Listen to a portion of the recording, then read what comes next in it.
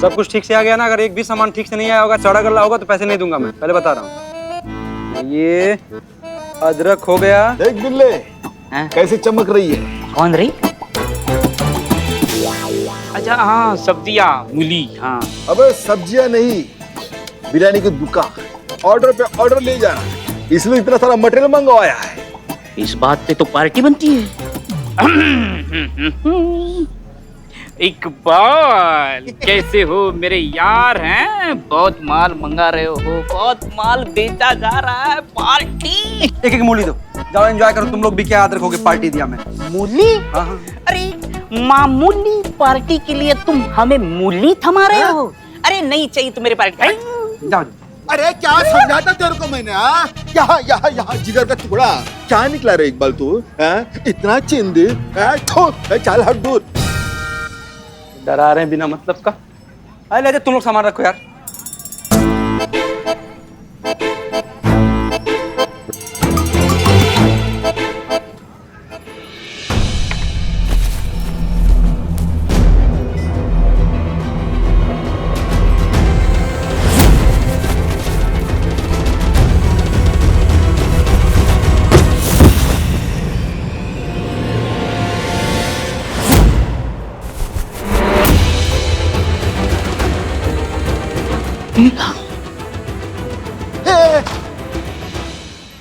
दूल्हा है? आलू की बोरी में दूल्हा निकला है? अब क्या खेतों में आलू की जगह दूल्हा उगेगा? दम आलू की जगह दम दूल्हा बनेगा? इकबाल भाई, बाकी की बोरी चेक कर, कई क्विंटल में दूल्हा ना आया हो। हाँ भाई चेक करो चेक करो, लेकिन दूल्हे का पैसा हम नहीं देंगे। हाँ चेक करो। क्या आलू की बोरी में से दूल्हा निकला? हाँ हाँ पुष्पा जी, सच में ये आलू की, मैंने खुद देखा है, ये आलू की बोरी और उसमें से सजा धजा दूल्हा एकदम से बाहर। अरे पर कौन था, कहाँ से आया, बोरी में कैसे पहुंचा? आपने नहीं पूछा? अरे पूछते कब, जब मौका मिले तब ना। जैसी बोरी खुली, दूल्हा एकदम बाहर और भाग गया। चलो भैया, हम चाय पीने जा रहे हैं, कोई अगर इच्छुक है तो हमारे साथ चल सकता है। पुष्पा जी आप? नहीं, वो आज सुबह से ना थोड़ा एसिडिटी जैसा महसूस हो रहा है, तो हम तो चाय नहीं पियेंगे। नहीं सुन तो बेटा। नहीं, वो मेरा मन नहीं है, सॉरी सर। नहीं सीता। हाँ नहीं सर, क्या है ना कि 1 घंटा 45 मिनट के लिए हम चाय पीना छोड़ दिए हैं। 45 मिनट हो गया है, 1 घंटा बाद हम पियेंगे। आप जाइए पी कर आइए। अरे नहीं जाने दो भैया, अभी हमारा भी मन मर गया है चाय पीने का। बैठ के काम ही कर लेते थोड़ा बहुत। मैं क्या मिस्टर इंडिया हो गया हूँ क्या? भैया चुल्लू भर पानी में डूब मर बेगैरत इंसान।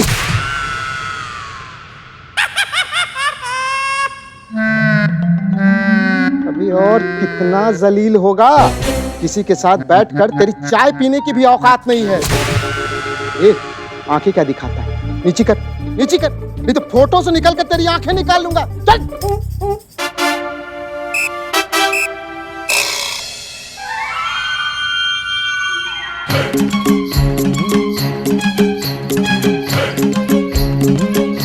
बुलबुल पांडे,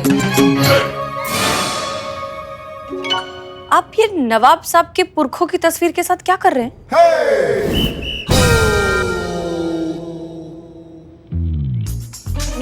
धूल मिट्टी बहुत चढ़ गया है तो साफ कर रहे थे हसीना मैडम। अब मेरा बिल्लू निवास भी गंदा हो गया है। मेरा है, मैं ही साफ करूंगा। अच्छा सुनिए, आप लोग प्लीज, सब लोग जरा यहाँ आइए, हमें आप सबसे कुछ जरूरी बात करनी है। पुष्पा जी, संतोष, तुम्हें किसने बुलाया? अरे पुष्पा नहीं। जाओ जाओ बिल्लू जाओ।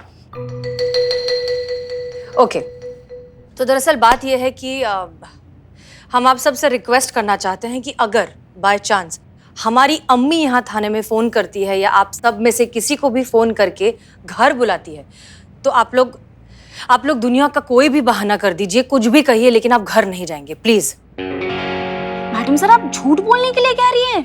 आप जिनकी सच्चाई की कसम पूरा शहर खाता है।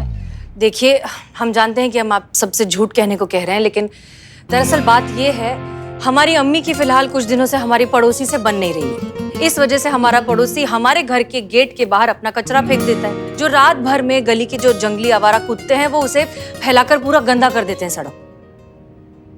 और ये बात हमारी अम्मी को नहीं पसंद, इसलिए वो सबक सिखाना चाहती हूँ इस नाच पीटे पड़ोसी को, अकल ठिकाने लगाना चाहती हूँ इनकी। उनका क्या है, ये तो रख जाते हैं अपना कचरा हमारे गेट के सामने, साफ तो हमें ही करना पड़ता है ना। तुम आओ यहाँ आकर जरा ठीक करो इन्हें। हाँ जी आंटी, हम समझ रहे हैं, पर एक बात बताइए, मैडम सर ने नहीं समझाया उनको? समझाया ना, जाकर उसको बोली हम आपसे गुजारिश करते हैं मेहरबानी करके हमारे घर के आगे ये सब गंदगी ना करें, बहुत मशकूर रहेंगे आपके अगर आप दोबारा ऐसा ना करें। बताओ, ऐसे भी कोई मानता है? हर किसी को गजल समझ में आती है क्या? बेटा इन्हें तो तुम अपने तरीके से समझाओ। आंटी आप बिल्कुल भी चिंता मत कीजिए, हम आते हैं और हम उनको समझाते हैं, और ऐसा समझाएंगे ना कि आपके घर के बाहर ना कभी भी कचरा नहीं दिखेगा, आपको फूला ना फूल उसका गुलदस्ता दिखेगा, वो भी सॉरी के कार्ड के साथ। हाँ हाँ, लेकिन सॉरी बोलने से क्या हो जाएगा? वो हमारी जगह किसी और के गेट के सामने कचरा रख देगा, बात तो वही रहेगी ना।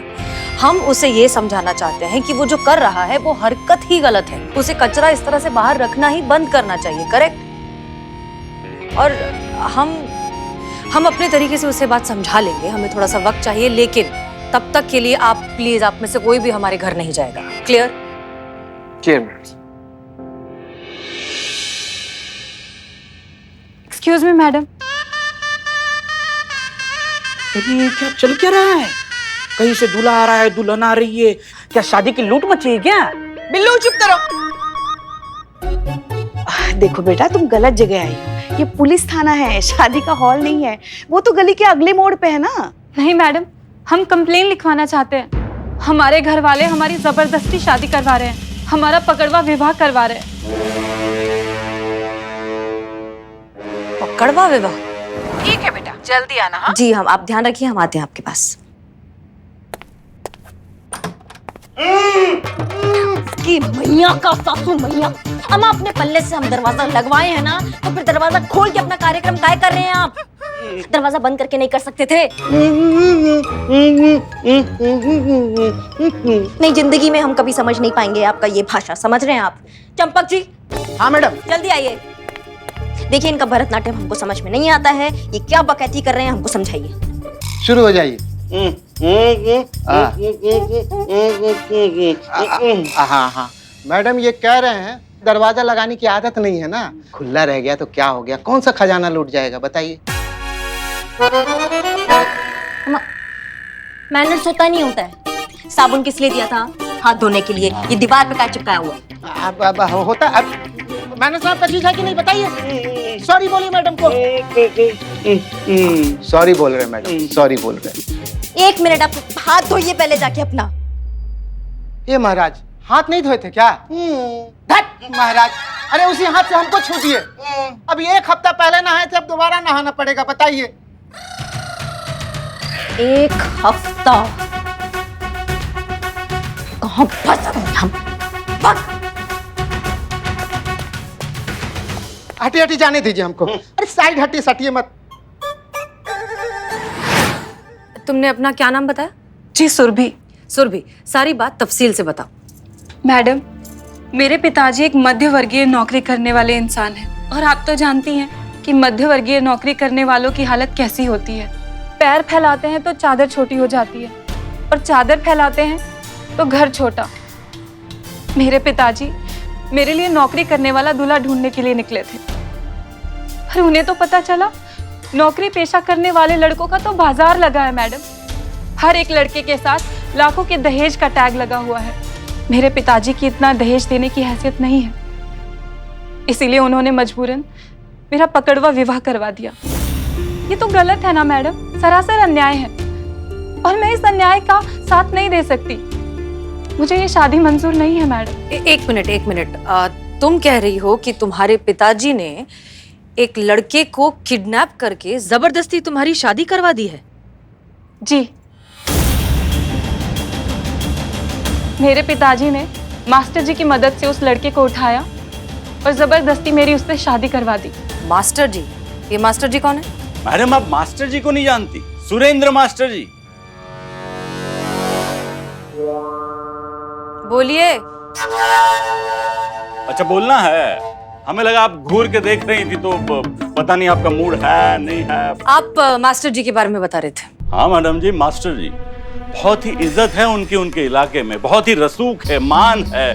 उनके खिलाफ अगर कोनो एक ठो उंगली भी उठा देना तो पूरा प्रलय मच जाए वहाँ पे। बहुत ईमानदार इंसान है, बहुत ही सेवक इंसान है।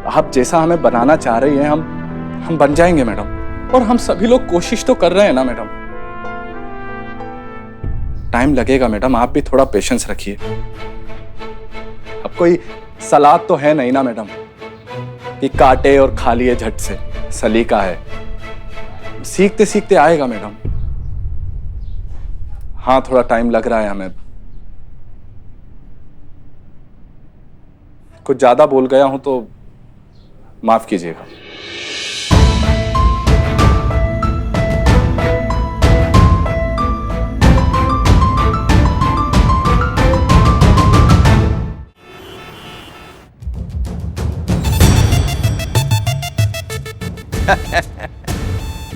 बिल्कुल सही कहा आपने मास्टर जी।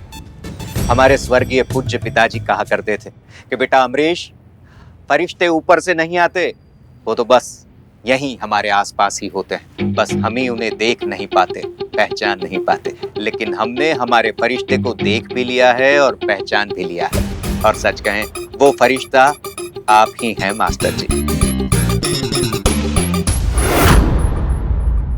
मास्टर जी कुछ ज्यादा ही जवान नहीं लग रहा पुष्पा जी? देखिए ना।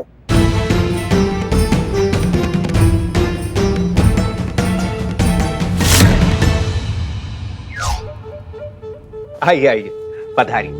देखिए, आप ही की कृपा की वजह से आज हमारी बिटिया की शादी इतने अच्छे लड़के के साथ संपन्न हो पाई है, और वो भी दहेज का एक भी पैसा दिए बगैर। वरना आप ही कहिए, एक इंजीनियर लड़के के लिए 50 लाख से क्या कम देना पड़ता हमें? अब मार्केट में तो इंजीनियर लड़के के 50 लाख ही रेट चल रहा है, लेकिन वहां आपकी कृपा हो गई और सब संपन्न हो गया। धन्य हैं आप मास्टर जी। सच कहें, आप हमारे लिए भगवान हैं, भगवान। ऐसा मत कहिए अमरीश जी। इंसान अगर ठीक से इंसान ही बना रहा है इस कलयुग में, तो बस बहुत समझिए, हमारे भी 4 बेटियां हैं, और एक बेटी की बाप का दर्द हमसे बेहतर और कौन समझेगा। सुरभि भी हमारी बेटी जैसी है। आज सच में समझ में आ गया कि लोग आपको क्यों इतना मानते हैं। अरे अमरीश साहब, हम तो बस हमारा काम कर रहे हैं, और कौन बाप नहीं चाहता कि उसकी बेटी को एक अच्छा वर मिले। लेकिन ये पढ़े लिखे और नौकरी पेशा लड़के पहले ही दहेज के नाम पर बेच दिए जाते हैं, तो कहां जाएं? आप और हम जैसे मजबूर बाप, क्या हमारी बेटियों का अधिकार नहीं है एक अच्छा, सम्मानित, सुरक्षित वैवाहिक जीवन बिताने का? और अगर वो अधिकार हम उन्हें दिलाते हैं तो कौन सा अपराध करते हैं? नहीं, कोई अपराध नहीं करते। हम तो बस इतना जानते हैं, अच्छा काम करने के लिए कोई भी रास्ता बुरा नहीं। सच कहा। एफआईआर रजिस्टर कहाँ है? ये ब्लूटूथ लगाओ। ब्लूटूथ भी है, लगाओ। देखो, ये रजिस्टर लेके पीछे के दरवाजे पे जाओ, वहां पे सुरभि तुम्हारा इंतजार कर रही है। सुरभि तुम्हें राजेश के पास लेके जाएगी, वहां राजेश से एफआईआर पे दस्तखत ले लेना, हाँ? और बिना किसी की नजर आए वापस यहाँ आना, समझे? नहीं, मतलब ये तो समझ गया, लेकिन वो नहीं समझा। क्या नहीं समझे? पकड़ा गया तो यार का भी लौटे यार, का लग रहा है तुमको? हम भी डॉक्टर का कॉस्ट्यूम तुम्हारा पोस्टमार्टम करने के लिए पहने हैं। जैसे तुम पकड़ा गए ना, वहीं पीछे जाना है, एकदम बिल आने लगना, एकदम ऐसे करना जैसे लोग को लगे कि तुम मानसिक रोगी हो। तुम्हारा शक्ल इसमें साथ देगा, लोगों को लगेगा कि तुम मानसिक रोगी हो। उसके बाद से हम लोग आएंगे, हम लोग बोलेंगे हम लोग डॉक्टर हैं, हमारे अस्पताल से मानसिक रोगी भागा हुआ, हम तुमको छुड़ा के लेकर चल लेंगे। ठीक है, जाओ ना, जाओ ना यार, जाओ जल्दी जाओ। लेकिन टाइम पे आना। आ जाएंगे, इसका टाइमिंग बहुत खराब है। हम पे भरोसा है ना? हाँ, जाओ। यशस्वी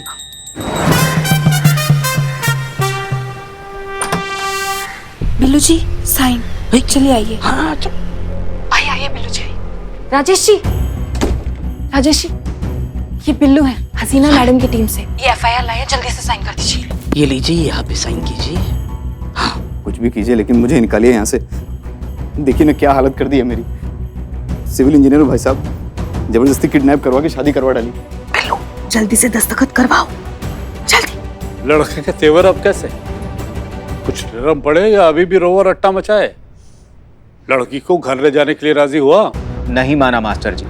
अभी वो तो यही कह रहा है कि ये शादी उसे मंजूर ही नहीं। शुरू में सभी यही कहते हैं, तो बाद में मान जाते हैं। हम मिल सकते हैं लड़के से? अरे जरूर जरूर, पधारी।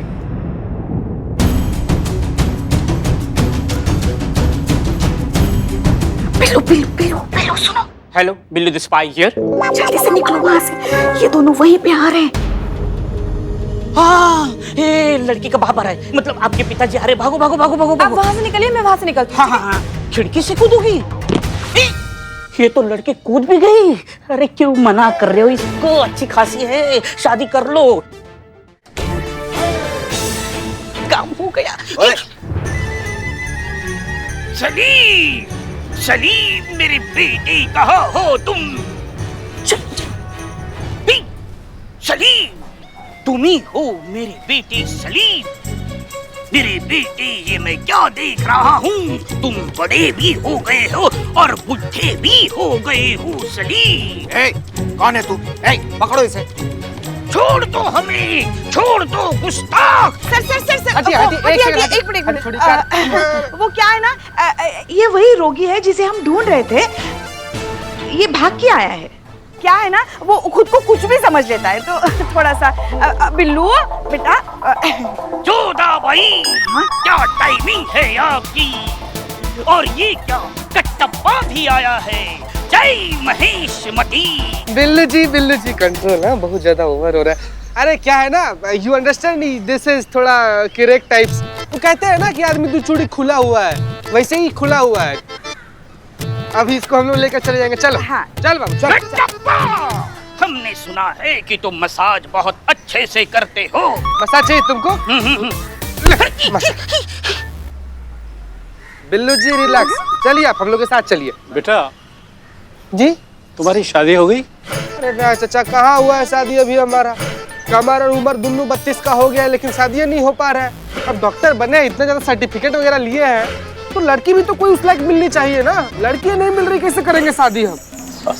अमरीश जी, आप अपनी छोटी बेटी वैभवी के लिए भी लड़का ढूंढ रहे थे ना? हाँ, ढूंढ तो रहे। लड़का मिल गया?